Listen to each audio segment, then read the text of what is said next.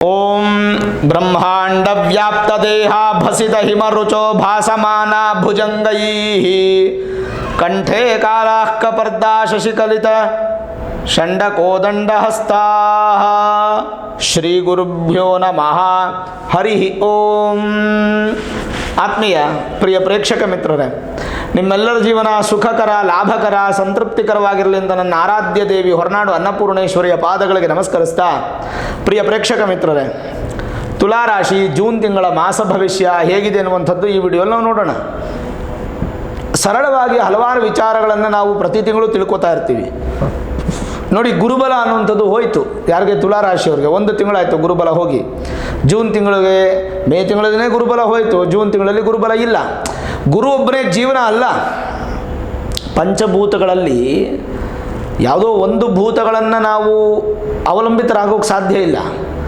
ಈಗ ಉದಾಹರಣೆಗೆ ಮಳೆ ಬರಲಿಲ್ಲ ಅಂತಂದರೆ ಅದಕ್ಕೆ ಆಲ್ಟರ್ನೇಟಿವ್ ಬೋರ್ ನೀರು ಸಿಗುತ್ತೆ. ಅಂದರೆ ಪ್ರಕೃತಿ ಹೇಳ್ತಿರೋದು, ಏನಾದರೂ ಆಲ್ಟರ್ನೇಟ್ ಇರುತ್ತೆ. ಹಾಗೆ ಗುರು ಒಂದು ಪಂಚಭೂತಗಳಲ್ಲಿ ಒಂದು ಭೂತ ಆದರೆ ಕುಜ ಒಂದು ಭೂತ. ಎಕ್ಸಾಂಪಲ್ ಕೊಡ್ತಾ ಇದ್ದೀನಿ ನಾನು. ಈಗ ನಿಮಗೇನಾಗಿದೆ, ತುಲಾರಾಶಿಯವ್ರಿಗೆ ಭಾಗ್ಯಸ್ಥಾನದಲ್ಲಿ 3 ಗ್ರಹಗಳು ಬರ್ತಾ ಇದ್ದಾರೆ. ಈ 3 ಗ್ರಹಗಳ ಬಲ ನಿಮಗೆ ತುಂಬ ಚೆನ್ನಾಗಿದ್ದು, ಈ ತಿಂಗಳು ರುಚಕ ಯೋಗ, ಭದ್ರ ಯೋಗ ಅನ್ನುವಂಥ 2 ಯೋಗವನ್ನು ನೀವು ಪಡ್ಕೋತಾ ಇದ್ದೀರಾ. ಜೊತೆಗೆ ಲಾಭಸ್ಥಾನಾಧಿಪತಿ ಭಾಗ್ಯಸ್ಥಾನಕ್ಕೆ ಬರ್ತಾ ಇದ್ದಾರೆ. ಇದೊಂದು ಮೇಜರ್ ಪ್ಲಸ್ ಪಾಯಿಂಟು. ಈ ಥರದ್ದೆಲ್ಲ ಇರೋದ್ರಿಂದ ಒಂದು ಸ್ವಲ್ಪ ಒಳ್ಳೆ ಫಲನೇ. ಗುರುವಿಂದ ನಿಮಗೆ ಕೆಟ್ಟದಂತೂ ಖಂಡಿತ ಆಗಲ್ಲ. ಒಳ್ಳೆಯದಾಗೋದು ಸ್ವಲ್ಪ ನಿಧಾನ ಆಗ್ಬೋದು, ಅಥವಾ ಅದಕ್ಕೆ ತೊಂದರೆಗಳು ಉತ್ಪತ್ತಿ ಆಗ್ಬೋದು. ನೋಡಿ, 1ನೇ ತಾರೀಕು ಜೂನ್ 1ನೇ ತಾರೀಕು ಕುಜ ನಿಮ್ಮ ರಾಶಿಯಿಂದ 7ನೇ ಮನೆಗೆ ಬರ್ತಾ ಇದ್ದಾರೆ. ಸಪ್ತಮ ಸ್ಥಾನಕ್ಕೆ ಕುಜ ಬಂದಾಗ ಕುಜ ದೋಷ ಅಂತ ಕರಿತೀವಿ. ಲಗ್ನದಿಂದ 7ನೇ ಮನೆಯಲ್ಲಿ ಕುಜ ಇದ್ದರೆ ಅದನ್ನು ಉಗ್ರ ಕುಜ ದೋಷ, ವಿವಾಹ ಸಂದರ್ಭಪಟ್ಟಾಗ ಶಾಂತಿಗಳನ್ನು ಮಾಡಿಕೊಳ್ಬೇಕು. ಆದರೆ ಕುಜ ತುಲಾರಾಶಿಯವರಿಗೆ ಸಪ್ತಮದಲ್ಲಿದ್ದರೆ ಅದು ಸ್ವಕ್ಷೇತ್ರ, ಸ್ವಂತ ಮನೆ 80%, ಜೊತೆಗೆ ರುಚಕ ಯೋಗ ಅನ್ನುವಂಥ ಯೋಗ ಇರೋದ್ರಿಂದ ಕುಜ ದೋಷಗಳೆಲ್ಲ ನ್ಯಾಚುರಲ್ ಎಕ್ಸಮ್ಷನ್ಸ್ ಆಗೋಗಿರುತ್ತೆ. ಹಾಗಾಗಿ ಅದ್ರ ಬಗ್ಗೆ ತಲೆ ಕೆಡಿಸ್ಕೊಳ್ಳೋ ಅವಶ್ಯಕತೆ ಇಲ್ಲ. ಬಟ್ ಏನಪ್ಪ ಅಂದರೆ 7ನೇ ಮನೆಯಲ್ಲಿ ಕುಜ ಇದ್ದಾಗ ಏನೇನು ಫಲಗಳು ಸಿಗಬಹುದು? Direct aspects. ನಿಮ್ಮ ರಾಶಿಗೆ ಕುಜನ ದೃಷ್ಟಿ ನೇರವಾಗಿ ಬೀಳ್ತಾ ಇರೋದ್ರಿಂದ ಭೂಮಿಗೆ ಸಂಬಂಧಪಟ್ಟಂಥ ಅಭಿವೃದ್ಧಿಗಳು ಹೆಚ್ಚು ಕಾಣಬಹುದು. ಹೊಸ ಫ್ಲ್ಯಾಟ್ ಖರೀದಿ ಮಾಡುವಂಥದ್ದು, ಮನೆ ಖರೀದಿ ಮಾಡುವಂಥದ್ದು, ಸೈಟ್ ತೊಗೊಳ್ಳುವಂಥದ್ದು, ಸೈಟ್ ತೊಗೊಂಡಿದ್ರೆ ಮನೆ ಕಟ್ಟಕ್ಕೆ ಒಂದು ಭೂಮಿ ಪೂಜೆ ಮಾಡಿ ಪ್ರಾರಂಭ ಮಾಡುವಂಥದ್ದು, ರಿಯಲ್ ಎಸ್ಟೇಟ್ ಬಿಸ್ನೆಸ್ ಮಾಡುವಂಥದ್ದು, ಭೂಮಿಯನ್ನು ನಂಬಿ ಜೀವನ ಮಾಡುವಂಥವ್ರು ಎಲ್ಲರೂ ಆಗಬಹುದು, ಅಥವಾ ರೈತರಾಗಬಹುದು.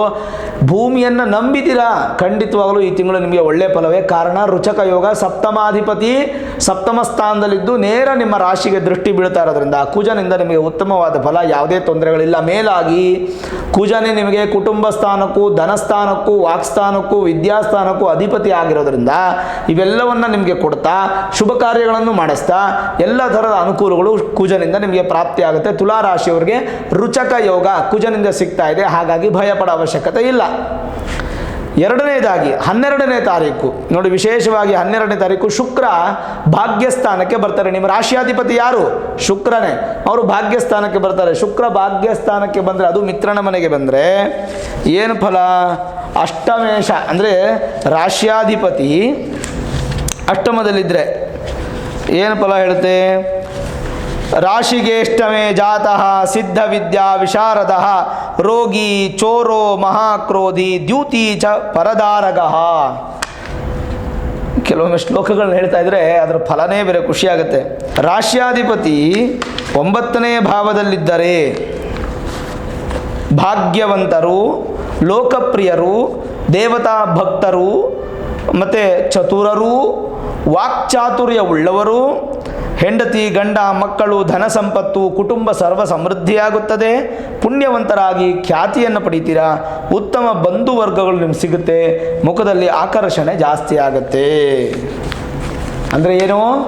ರಾಶಿಯಾಧಿಪತಿ ಭಾಗ್ಯದಲ್ಲಿದ್ದರೆ, ಅಷ್ಟಮಾಧಿಪತಿ ಭಾಗ್ಯದಲ್ಲಿದ್ದರೆ ಅದೇನು ಫಲ? ಅಷ್ಟಮಾಧಿಪತಿ ನವಮದಲ್ಲಿದ್ದರೆ ಏನು ಫಲ ಅಂತಂದರೆ, ಅದು ಮಿತ್ರನ ಮನೆಯಲ್ಲಿರೋದ್ರಿಂದ ಸ್ವಲ್ಪ ಬೇಸರ ಮೂಡಿಸುವಂಥ ಮಾತುಗಳು ನಿಮ್ಮಿಂದ ಬರಬಹುದು. ಸ್ವಲ್ಪ ಮಟ್ಟಿಗೆ ನಿಮ್ಮನ್ನು ಹುಡುಕೊಂಬರೋರಿಗೆ ನೀವು ಸಹಾಯ ಮಾಡೋದಿಲ್ಲ. ಆಮೇಲೆ ಯಾರನ್ನೂ ಬೇಗ ನಂಬೋದಿಲ್ಲ. ಸಂಗಡಿಗರು, ಸ್ನೇಹಿತ ವರ್ಗದಿಂದ ಏನಾದರೂ ಕೆಟ್ಟ ಅಭ್ಯಾಸಗಳು ಕಲಿಯೋ ಸಾಧ್ಯತೆ ಇದೆಲ್ಲವೂ ನಿಮಗೆ ಇರುತ್ತೆ. ಸ್ವಲ್ಪ ಹುಷಾರಾಗಿರಿ. ಶತ್ರುಗಳು ಮೆಲ್ಲಿಗೆ ಉತ್ಪತ್ತಿ ಆಗ್ಬೋದು, ಅದನ್ನು ಬ್ಯಾಲೆನ್ಸ್ ಮಾಡಿ. ಬಟ್ ಕೆಟ್ಟದಂತೂ ಇಲ್ಲ, ಭಯಪಡೋ ಅವಶ್ಯಕತೆ ಇಲ್ಲ. ಆಮೇಲೆ ಲಾಭಾಧಿಪತಿ ಭಾಗ್ಯಸ್ಥಾನಕ್ಕೆ ಬರ್ತಾರೆ. ಲಾಭಾಧಿಪತಿ ಭಾಗ್ಯಸ್ಥಾನ 11ನೇ ಮನೆ ಅಧಿಪತಿ 9ನೇ ಮನೆಗೆ ಬಂದರೆ ಎಂಥ ಯೋಗ ಗೊತ್ತಾ? ಕೆಲವೊಂದು ಯೋಗಗಳು ಕೆಲವೊಂದು ಒಳ್ಳೆ ಫಲಗಳನ್ನು ಕೊಟ್ಟುಬಿಡುತ್ತೆ. ಲಾಭಸ್ಥಾನಾಧಿಪತಿ ನವಮದಲ್ಲಿದ್ದರೆ ಏನು ಹೇಳುತ್ತೆ? ಲಾಭೇಶೆ ಭಾಗ್ಯ ಭಾವಸ್ಥೆ ಭಾಗ್ಯವಾನ್ ಜಾಯತೆ ನರಃ ಚತುರಃ ಸತ್ಯವಾದಿ ಚ ರಾಜಪೂಜೋ ಭವೇತ್ ಭವೇತ್. ಚೆನ್ನಾಗಿ ಕೊಡ್ತಾನೆ. ಅದರ ಜೊತೆಗೆ ಲಾಭಾಧಿಪತಿ ನಿಮಗೆ 9ನೇ ಮನೆಯಲ್ಲಿದ್ದಾಗ ಯಾವ ಥರ ಫಲ ಅನ್ನುವಂಥದ್ದನ್ನು ನಾನು ನಿಮಗೆ ಹೇಳ್ತೀನಿ. ಶ್ಲೋಕ ಹೇಳಾಯಿತು. 11ನೇ ಮನೆ ಅಧಿಪತಿ 9ನೇ ಮನೆ ಇದ್ದರೆ ಭಾಗ್ಯವಂತರು, ಚತುರರು, ಸತ್ಯವಾದಿಗಳು, ರಾಜಪೂಜಿತರು, ಧನಿಕರು, ಶಾಸ್ತ್ರಜ್ಞರು, ಬಹು ವಿಚಾರಗಳನ್ನು ಅರಿತವರು, ಅರಿವಿನ ಒಂದು ವಿದ್ಯೆಯಲ್ಲಿ ಉಳ್ಳವರು, ಧರ್ಮ ಪ್ರವೃತ್ತಿಯಲ್ಲಿ ಅಭಿವೃದ್ಧಿ, ದೇಶಭಕ್ತಿ ಉಳ್ಳವರು, ಬಂಧುಗಳಿಂದ ಅಭಿವೃದ್ಧಿ, ವ್ರತಗಳನ್ನು ಮಾಡುವಂಥವರಾಗ್ತಾರೆ. ಓವರಾಲ್ ನೋಡಿದಾಗ ಲಾಭದಲ್ಲಿರ್ತಕ್ಕಂಥ ಲಾಭ ಸ್ಥಾನಾಧಿಪತಿ 9ನೇ ಮನೆಯಲ್ಲಿದ್ದರೆ ಭಾಳ ಒಳ್ಳೆ ಫಲ ಆಯ್ತು. ಅಲ್ಲಿಗೆ ಸೂರ್ಯನಿಂದನೂ ಒಳ್ಳೆ ಫಲವೇ. ಇನ್ನು ಉಳಿದಿರ್ತಕ್ಕಂಥದ್ದು 12 ಮತ್ತು 9ನೇ ಮನೆ ಅಧಿಪತಿ ಆಗಿರ್ತಕ್ಕಂಥ ಬುಧ ಭದ್ರಯೋಗದಲ್ಲಿದೆ. ತುಲಾರಾಶಿಯವರಿಗೆ ಭದ್ರಯೋಗ ಏನು ಹೇಳುತ್ತೆ? ಆ ಭದ್ರಯೋಗ ಕೆಲವೊಂದು ಸೂಕ್ಷ್ಮ ವಿಚಾರಗಳನ್ನು ಅರ್ಥ ಮಾಡ್ಕೊಳ್ಳಿ. ಆತುರದಿಂದ ಯಾವ ನಿರ್ಧಾರಗಳು ತೊಗೊಳಕೋಗ್ಬಿಡಿ. ಒಂದಂತೂ ಸತ್ಯ, ತುಲಾರಾಶಿಯವರು ಯಾರನ್ನು ನಂಬಬಾರದು. ಇನ್ನು 1 ವರ್ಷ ಯಾರನ್ನು ನಂಬಬೇಡಿ. ಯಾಕಂದರೆ ನೀವು ಮೋಸ ಹೋಗೋದೇ ನಂಬಿಕೆಯಿಂದ. ದುಡ್ಡನ್ನು ಕೊಡೋಕೆ ಹೋಗಬೇಡಿ. ನೀವು ಫೈನಾನ್ಷಿಯಲ್ ಬಿಸ್ನೆಸ್ ಮಾಡ್ತಾಯಿದ್ರೆ ಮಾತ್ರ ವ್ಯವಹಾರಿಕವಾಗಿ ಮಾಡ್ಕೊಳ್ಳಿ. ಏನೋ ಪ್ರೀತಿಯಿಂದ ಕೊಡೋದು ಅಥವಾ ಸಹಾಯ ಮಾಡಲಿಕ್ಕೆ ಕೊಡೋದು, ಅಯ್ಯೋ ಅಂತ ಕೊಡೋದು, ಏನು ಕೊಟ್ಟರು ನಿಮಗೆ ವಾಪಸ್ ಬರೋದಿಲ್ಲ. ಯಾಕಂದರೆ ನಿಮಗೆ ತೃತೀಯಾಧಿಪತಿ ಹಾಗೂ ಷಷ್ಠಾಧಿಪತಿ ಯಾರು? ಗುರುವಿಂದ ನಿಮಗೆ ಶತ್ರುಗಳು ಉತ್ಪತ್ತಿ ಆಗುವಂಥ ಸಾಧ್ಯತೆಗಳು, ಋಣ ಬಾಧೆ ಅಂದರೆ ಸಾಲ ಬಾಧೆ ಆಗುವ ಸಾಧ್ಯತೆಗಳು. ನೀವು 10 ಜನಕ್ಕೆ ಸಾಲ ಕೊಡುವಂಥ ಫಿನಾನ್ಷಿಯಲ್ ಆಗಿದ್ದರೆ ನೀವೇ ಸಾಲ ತಗೊಳ್ಳೋದು ಪರಿಸ್ಥಿತಿ ಬರಬಾರದು. ಆಮೇಲೆ ಧೈರ್ಯ ಕಳ್ಕೊಳ್ತೀರಾ, ತುಂಬ ಭಯಸ್ಥರಾಗ್ತೀರಾ. ಅದೆಲ್ಲ ಆಗಬಾರದು ಅಂತಂದರೆ ದುಡ್ಡಿನ ವ್ಯವಹಾರದಲ್ಲಿ ಯಾರ ಜೊತೆಗೂ ಯಾವ ಸಂಬಂಧವೂ ಬೇಡ. ವ್ಯವಹಾರ ಬಿಟ್ಟರೆ ಬೇರೆ ಸಹಾಯ ಅಂತ ಬೇಡ. ಅದು ತುಂಬ ಮುಖ್ಯವಾಗಿರ್ತಕ್ಕಂಥ ವಿಚಾರ. 9ನೇ ಮನೆ ಅಧಿಪತಿ 9ನೇ ಮನೆಯಲ್ಲಿ ಇದ್ದರೆ ಏನು ಫಲ? ಇದೊಂದು ಯೋಗ ಅಂತ ಹೇಳ್ತೀವಿ. ನಮ್ಮ ಜಾತಕದಲ್ಲಿ ಕೆಲವೊಂದು ಯೋಗಗಳನ್ನು ಕೊಡುತ್ತೆ. 9ನೇ ಮನೆ ಅಧಿಪತಿ 9ನೇ ಮನೆ ಇದ್ದರೆ ಭಾಗ್ಯೇಶೇ ಭಾಗ್ಯ ಭಾವಸ್ಥೆ ಬಹುಭಾಗ್ಯ ಸಮನ್ವಿತ ಗುಣ ಸೌಂದರ್ಯ ಸಂಪನ್ನೋ ಸಹಜೇಭ್ಯ ಸುಖಂ ಬಹು. ಭಾಗ್ಯಾಧಿಪತಿ ಭಾಗ್ಯದಲ್ಲೇ ಇದ್ದರೆ ಸರ್ವ ಐಶ್ವರ್ಯ ಸಂಪನ್ನರು ಆಗ್ತೀರಾ, ಗುಣವಂತರು, ಸುಂದರ. ಒಂದೊಂದು ಸಲ ನಾನು ಫಲ ಹೇಳ್ಬೇಕಾದ್ರೆ ನಿಮ್ಗೆ ಅರ್ಥ ಆಗ್ಬೋದು, ಏನು ಗುರುಗಳು ಧನಿಕರಾಗ್ತೀರಾ, ಶ್ರೀಮಂತರಾಗ್ತೀರಾ, ಅದು ಹೆಂಗೆ ಶ್ರೀಮಂತರಾಗ್ಬಿಡುತ್ತೆ, ನಾವು ಸುಮ್ಮನೆ ಕೂತ್ರೆ ಬಂದ್ಬಿಡುತ್ತಾ? ಅದರ ಅರ್ಥ ಏನಪ್ಪ ಅಂತಂದರೆ ನೀವು ಕಷ್ಟಪಟ್ಟರೆ ನಿಮಗೆ ಒಳ್ಳೆ ಫಲ ಸಿಗುತ್ತೆ ಅಂತ ಅರ್ಥ ಅಷ್ಟೇ, ಅದನ್ನೇನಿಲ್ಲ. ಜೊತೆಗೆ ಈಗ 100 ರೂಪಾಯಿ ನಿಮಗೆ ಬರಬೇಕು ಅಂತಿದ್ರೆ ಆ 100 ರೂಪಾಯಿ ನಿಮ್ಗೆ ಸಂಪೂರ್ಣವಾಗಿ ಬರಲಿ ಅಂತ ಅದರಲ್ಲಿ ಒಂದು 50 ರೂಪಾಯಿ ಕಳ್ಳ ಕಾಕರಿಗೆ, ಒಂದು 10 ರೂಪಾಯಿ ಮೋಸ ಮಾಡೋರಿಗೆ, ಈ ಥರ ಹೋಗ್ಬಿಡಬಾರ್ದು. ಆಮೇಲೆ ತಿಂಗಳು ಬಡ್ಡಿ ಕಟ್ಟೋ ಥರ ಆಗಬಾರ್ದು. ಬಡ್ಡಿ ಕಟ್ಟದೇ ನಿಮ್ಮ ಜೀವನದಲ್ಲಿ ನೀವು ಚೆನ್ನಾಗಿರಬೇಕು ಅನ್ನೋ ಉದ್ದೇಶಕ್ಕೆ ಈ ಥರದ್ದೆಲ್ಲ ಕೆಲವೊಂದೆಲ್ಲ ಹೇಳ್ತಾ ಇರ್ತೀವಿ. ಆಮೇಲೆ ಮನುಷ್ಯನಿಗೆ ನನಗೆ ಈ ತಿಂಗಳು ತುಂಬ ಚೆನ್ನಾಗಿದೆಯಪ್ಪ, ನನಗೆ ಈ ತಿಂಗಳು ಹಣ ಸಂಪಾದನೆ ಆಗುತ್ತೆ ಅಂತ ಗುರುಗಳು ಹೇಳಿದ್ದಾರೆ ಅಂತ ನೀವು ಕಷ್ಟಪಟ್ಟರೆ ಖಂಡಿತ ಹಣ ಸಂಪಾದನೆ ಆಗೇ ಆಗುತ್ತೆ ಭಗವಂತ. ಆಮೇಲೆ ಯೋಗ ಇದ್ದಾಗ ಮಾತ್ರ ಹೇಳಲಿಕ್ಕಾಗುತ್ತೆ. ಯೋಗ ಇಲ್ಲದೆ ನಾನು ಸುಮ್ಮನೆ ಹೇಳಲಿಕ್ಕಾಗಲ್ಲ. ಪ್ರತಿಯೊಂದಕ್ಕೂ ಆಧಾರ ಇರುತ್ತೆ. ನೋಡಿ ಎಷ್ಟು ಚೆನ್ನಾಗಿದೆ. ಜಾತಕ ಫಲ ಸರೋದ್ಧಾರ ಅಂಥೇಳಿ ಗ್ರಂಥ ನಮ್ಮ ಕಬ್ಯಾಡಿ ಜಯರಾಮಾಚಾರ್ಯರು, ಈಗಿನ ಜ್ಯೋತಿಷ್ಯರಿದ್ದಾರೆ ಗೊತ್ತಾ ನಿಮಗೆ? ಕಬ್ಯಾಡಿ ಜಯರಾಮಾಚಾರ್ಯರು ಅಂತ. ಅವರ ತಂದೆ ಕಬ್ಯಾಡಿ ಶ್ರೀನಿವಾಸಾಚಾರ್ಯರು ಬರೆದಿರ್ತಕ್ಕಂಥ ಒಂದು ಅದ್ಭುತವಾದ ಪುಸ್ತಕ, ಒಳ್ಳೆ ಗ್ರಂಥ ಜಾತಕ ಫಲ ಸಾರೋದ್ಧಾರ ಅಂಥೇಳಿ. ಮಂತ್ರೇಶ್ವರು ಎಷ್ಟು ಚೆನ್ನಾಗಿದೆ ಅಂತಂದರೆ ಅವ್ರಿಗಿರ್ತಕ್ಕಂಥ ಬಿರುದುಗಳು ನೀವು ನೋಡಬೇಕು. ಜ್ಯೋತಿಷ್ಯ ರತ್ನ, ಜ್ಯೋತಿಷ್ಯ ವಾಚಸ್ಪತಿ, ಜ್ಯೋತಿಷ್ಯ ಚಕ್ರವರ್ತಿ. ನಮ್ಗೆ ಯಾವುದೂ ಇಲ್ಲ, ನನಗೆ ಒಂದು ಬಿರುದು ಇಲ್ಲ. ಒಂದು ಬಿರುದು ನನಗೆ ಯಾರೂ ಕೊಟ್ಟಿಲ್ಲ, ನಾನು ಇಟ್ಕೊಂಡೂ ಇಲ್ಲ. ಫಸ್ಟ್ ಆಫ್ ಆಲ್ ಬಿರುದು ಸಂಪಾದನೆ ಮಾಡೋಷ್ಟು ದೊಡ್ಡ ವ್ಯಕ್ತಿನೂ ಅಲ್ಲ ನಾನು ಇನ್ನು. ಹಾಗಾಗಿ ಗುಣವಂತರಾಗಿ, ಲೋಕಪೂಜಿತರಾಗಿ, ಪ್ರಸಿದ್ಧ ಧರ್ಮಿಷ್ಠ ರಾಜಕಾರಣಿಯಾಗಿ, ಶೂರವಾಗಿ, ಮಾತಾಪಿತೃ ಭಕ್ತಿಯಾಗಿ, ಬಂಧುಪ್ರಿಯರಾಗಿ, ಸಮತಾವಾದಿಗಳಾಗಿ, ಗುರು ಹಿರಿಯರಿಗೆ ಆಶೀರ್ವಾದವನ್ನು ಪಡ್ಕೊಳ್ಳುವಂಥವರಾಗಿ, ಮಡದಿ ಮಕ್ಕಳಲ್ಲಿ ಅತಿ ಪ್ರೀತಿಯಂತರಾಗಿರ್ತೀರಾ. ಎಲ್ಲವೂ ನಿಮಗೆ ಯೋಗಗಳನ್ನು ಕೊಡುತ್ತೆ. 9ನೇ ಮನೆ ಅಧಿಪತಿ 9ನೇ ಮನೆ ಇರತಕ್ಕಂಥದ್ದು ತುಂಬ ಒಳ್ಳೆಯ ಬಲ. ಭದ್ರಯೋಗ.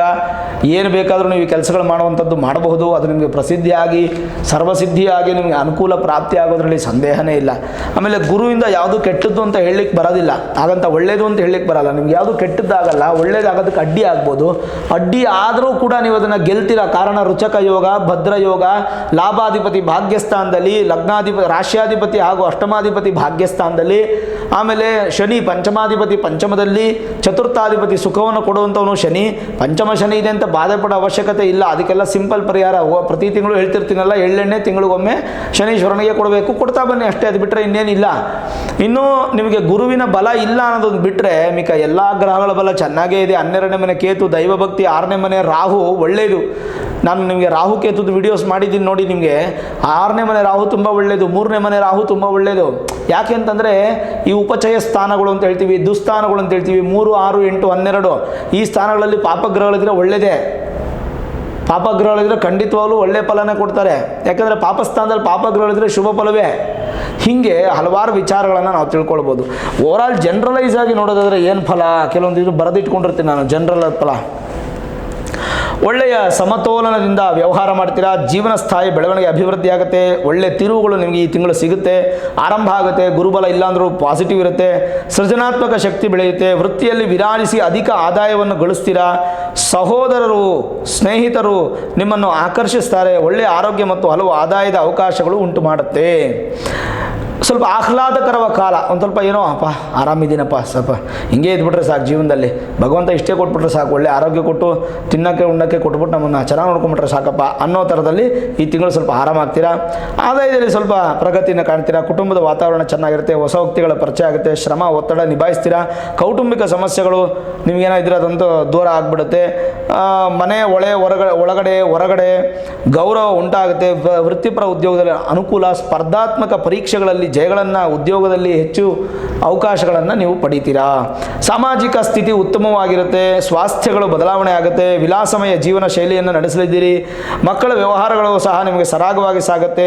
ನಿಮ್ಮ ಆಕಸ್ಮಿಕ ತಿಳುವಳಿಕೆಯುಕ್ತ ನಿರ್ಧಾರಗಳು ತೆಗೆದುಕೊಂಡು ವಿಜಯವನ್ನು ಸಾಧಿಸ್ತೀರಾ. ಒಳ್ಳೆಯ ಆದಾಯವನ್ನು ಕೂಡ ನೀವು ಹೊಂದಿರ್ತೀರಾ. ಧೈರ್ಯ ವಿನಿಯೋಗದಿಂದ ಕಾರ್ಯಜಯ ಉಂಟಾಗಲಿದೆ.